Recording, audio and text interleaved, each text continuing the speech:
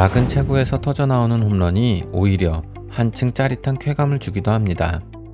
뒤쪽에 포수가 일어서기라도 하면 그 그늘에 가려지는 작은 몸에서 휘둘러진 배트가 때려낸 총알 같은 공이 그 넓은 구장 하늘을 건너 스탠드 중단에 직격하면 마치 작은 대포가 불을 뿜는 장면을 연상하게 만드는 것이죠. 이런 짜릿함을 우리에게 처음으로 선사한 선수가 있다면 김우열 선수가 아닐까요? 작달만한 키에 꼭 웅크렸던 몸이 한순간 무용을 하듯 활짝 펼쳐지면 딱 하는 만화적인 타격음과 함께 하늘 높이 치솟아 날듯이 사라져가던 하얀 공. 우리는 그 시절 야구장 멀리서 김우열 선수의 타격을 바라보며 홈런이라는 단어의 시청각적 의미를 익혔습니다. 야구의 추억, 한국 프로야구의 영웅들. 이번 편은 가장 아름다운 스윙, 김우열 선수가 주인공입니다. 1982년 프로야구가 개막되었을 때 그라운드의 주인은 아저씨들이었고 관중석의 주인은 어린이들이었습니다. 경기장 안에서는 배 나오고 머리 벗겨진 백인천 선수와 윤동균 선수 그리고 김봉현 선수가 묘기를 부렸고 경기장 밖에서는 팀 재킷을 맞춰 입은 초등학생들이 어린이 회원증을 꺼내들고 매표구 앞에 길을 줄게 섰죠. 프로 원년 6개의 프로야구팀 중에서도 오비베어스는 그야말로 아저씨들의 팀이었습니다. 우선 맥주 외에 다른 것을 떠올릴 수 없었던 구단과 팀 이름 때문이었고, 두 번째로는 배 나온 윤동균 선수와 털보, 김우열 선수, 개영철 선수 때문이었죠. 그 중에서도 동네 어기, 병상 위에서 런닝셔츠 바람에 맥주잔을 들고 불쾌해진 얼굴로 고래고래 노래라도 한 곡조 뽑을 것 같던, 그러나 고비마다 결정적인 홈런 한 방으로 마침표를 찍어주던 구렛나루의 33살 아저씨 김우열 선수는 정말로 베어스의 상징이었습니다. 1968년 선민상고를 졸업하고 곧장 제일은행에 입단해 실업 무대로 진출한 그는 길고 길었던 김웅룡 선수의 독주를 끝내고 홈런왕의 계보를 이은 괴물 신인이 되었습니다. 하지만 1967년 봄 박정희 대통령의 시구로 대통령배 고교야구 대회가 개막되면서 시작된 고교야구의 열풍이 실업야구가 열리는 경기장에 한기를 몰고 왔고 10년에 한 번 나올까 말까 한 홈런 타자라는 전문가들의 격차는 관중 속에서 공허한 울림으로 돌아올 뿐이었습니다. 1969년과 1974년 대통령배 실업 영면전 홈런왕과 1978년 실업야구 대회에서 6게임 연속 홈런의 진기록과 함께 따냈던 또 하나의 홈런왕 타이틀, 그리고 무수한 타점, 타격 타이틀들. 그는 한국 야구사에서 가장 세련된 타격 기술을 보여준 선수로 평가되기는 했지만 그에 합당한 주목을 받지는 못하는 선수였습니다. 그렇게 외롭게 1970년대를 지킨 그는 나이 33살이 되면서 은행 대리로서 삶의 안정을 찾아갑니다. 그런데 그때 프로야구란 게 개막되었죠. 프로야구의 성공도 자신할 수 없기는 마찬가지였지만 어쨌든 그나마 성인 야구에서마저 주 무대를 빼앗기게 되는 실업야구의 존립은 난망한 상황이었습니다. 그리고 33, 팀이나 선수 자신이나 몸관리라는 개념을 찾아보기 어려웠던 그 시절, 그 나이는 분명 적절한 은퇴의 시점이었을 것입니다. 그 순간 김우열 선수에게 가장 적절한 자리는 분명 은행 창구였을지도 모릅니다. 그러나 그가 택한 것은 프로행이었습니다. 고민하는 후배들 앞에서 앞장서야 한다는 못 말리는 보스 기질이 발동했고 한 세대를 홈런왕으로 풍미하면서도 아직 채워지지 않은 일말의 미련이 치받았죠.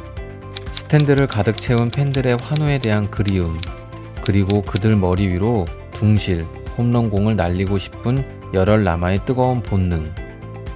그렇게 김우열 선수는 프로야구 무대에 섭니다.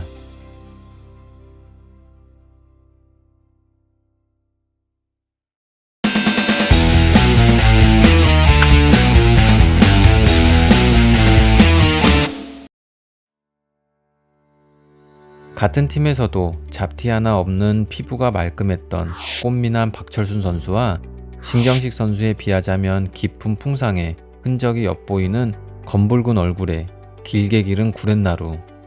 체구는 작았지만 그의 얼굴만큼은 위압적이었죠. 그러나 빠른 직구를 노리고 팽팽하게 당겨졌던 근육의 긴장을 배신하는 슬로우 커브에 당해버리는 순간 어린아이처럼 입을 크게 벌리고 깡충깡충 뛰면서 아쉬워하는 귀엽기까지 한 표정. 게다가 크게 헛스윙을 하다가 헬멧이라도 벗겨지면 불에 대기라도 한 듯 허겁지겁 주워 챙기는 손길 사이로 훤히 드러나던 머리의 맨살들.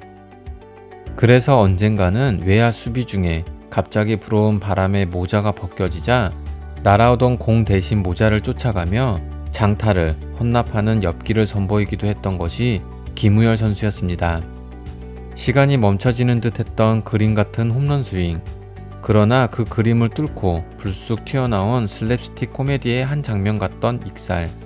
그의 야구는 밑도 끝도 없이 심각하게 온 세상을 향해 목소리를 높이다가 또 맥락도 없이 썰렁한 농담을 쏟으며 너털 웃음을 참지 못하는 동네 골목길, 슈퍼마켓 앞의 아저씨의 인생. 바로 그것 그대로였습니다. 원년 정기리그 40경기에서 18승을 올린 박철순 선수가 베어스의 가장 단단한 방패였다면 같은 기간 무려 11개의 홈런을 뽑아낸 김우열의 방망이는 가장 날카로운 창이었습니다. 그 방패와 창의 힘으로 베어스는 40경기 중 29번에 승리하며 정기리그를 우승했고 일찌감치 첫 한국 시리즈의 한 자리를 예약할 수 있었습니다. 한국 시리즈는 계단도 오르내리기 힘든 허리 부상을 숨기고 출격해 2번의 세이브와 최종전 완투승까지 올린 박철순 선수의 투혼, 그리고 결정적인 순간 말로 홈런으로 스포트라이트를 독차지한 김유동의 무대로 기억됩니다.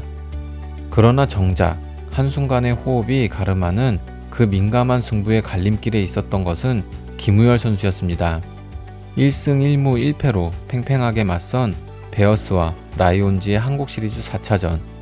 장태수 선수의 선제 투런 홈런을 시작으로 4회까지 이미 넉 점을 허용한 베어스는 점차 힘이 빠지고 있었습니다.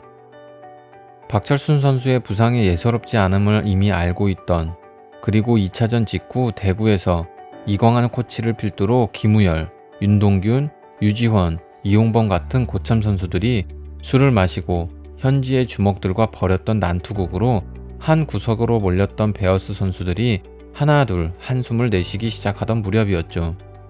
그 경기 4회 초 솔로 홈런으로 추격의 발판을 놓았던 김우열 선수는 동점으로 맞서던 7회 초 투아웃 주자 2, 3루 상황에서 마운드 위로 높이 치솟는 플라이볼을 띄웠고 공만 보며 마주 달리다 부딪힌 황규봉 선수와 이만수 선수 옆으로 떨어진 행운의 충돌 안타는 그대로 결승타가 됩니다. 이 순간이 한국 프로야구 첫 번째 우승자를 가리는 결전에서 승자 베어스와 패자 라이온즈를 가르는 장면이라고 할 수 있겠죠. 고질적인 무릎 부상과 급격히 저하된 시력 때문에 김우열 선수의 프로 생활은 길게 이어지지 못했습니다. 36을 넘기던 1985년부터 급격히 떨어진 타율과 홈런 페이스는 끝내 반등하지 못했고 1986년 신생팀 빙그레 이글스를 거쳐 1987년 시즌 뒤 쓸쓸히 방출되며 그의 무대에도 막이 내려집니다. 친정팀 베어스와 신생팀 레이더스에서 지도자 생활을 이어가기도 했지만 이 생활 역시 그리 평탄치는 못했습니다. 투박한 지도 스타일은 팬과 후배들에게는 몰라도 구단주를 만족시키지는 못했기 때문이죠. 그는 10년을 지배할 만한 재능을 타고났지만 무대는 그 10년을 모두 지나버린 뒤에야 허락되었고 감독으로서 혼돈의 그라운드에서 승리를 엮어내기에는 그의 피가 너무 뜨거웠고 그의 얼굴이 너무 낭만적이었습니다. 그래서 그의 아름다운 스윙을 기억하는 이들은 이따금 기록지에 적힌 턱없이 적은 홈런의 수, 그리고 생각과 달리 초라한 지도자로서의 이력에 놀라기도 합니다. 어릴 적 넓게만 보이던 좁은 골목길의 당황스러움처럼 말이죠. 강했던 사자와 호랑이, 세련됐던 청룡, 그 한편에서 엉뚱한 듯 화려하면서도 소탈했던 뚝배기 맛의 매력을 풍겼던 맥주집 곰 베어스. 그 팀을 떠올리며 제일 먼저 새겨지는 이름은 김우열 선수가 아닐까요? 야구의 추억, 한국 프로야구의 영웅들. 이번 편은 원년 베어스의 상징 김우열 선수가 주인공이었습니다. 감사합니다.